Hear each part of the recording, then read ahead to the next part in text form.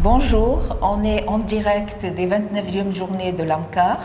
J'ai le plaisir de poser des questions à notre ami Laurence Amar, qui est l'ami de l'AMCAR, l'ami du Maroc. Bonjour Laurence. Alors ma première question, quand est-ce que vous faites une recherche d'une étiologie d'une hypertension artérielle secondaire? Bonjour, c'est moi qui suis ravie d'être là et je vous remercie tous beaucoup pour cette invitation. Donc la recherche d'hypertension artérielle secondaire, en fait, on ne peut pas la faire chez tout le monde parce qu'en termes de coût-efficacité, ce ne serait pas intéressant. Et donc du coup, on l'a fait chez les patients qui ont des hypertensions artérielles sévères. Ça veut dire les patients qui ont des hypertensions artérielles résistantes, les patients qui ont des hypertensions artérielles de grade 3, chez les patients qui ont des hypertensions artérielles jeunes, et on dit classiquement moins de 40 ans. Et puis quand on a des petits signes qui nous orientent, une hypokaliémie, des malaises qui font penser à un phéochromocytome, un nodule sur la surrénale, ce genre de choses. D'accord, ok, merci.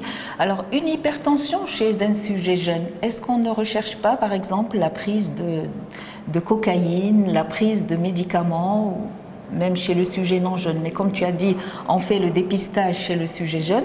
Est-ce que chez ce sujet jeune, on ne recherche pas une prise d'amphétamine ou de cocaïne? Donc, tu as tout à fait raison, on le recherche systématiquement. La question, c'est comment? Donc, les choses qu'il faut rechercher, qu'on a assez facilement à l'interrogatoire, c'est les médicaments dont les gens ne se cachent pas, c'est-à-dire la contraception œstroprogestative, les anti-inflammatoires, les corticoïdes. Quand on pose la question, les patients répondent. Pour les toxiques, les drogues, l'alcool même, c'est un petit peu plus compliqué. Donc on pose la question aux patients et nous, effectivement, chez les jeunes, on fait systématiquement une recherche de toxiques dans les cheveux.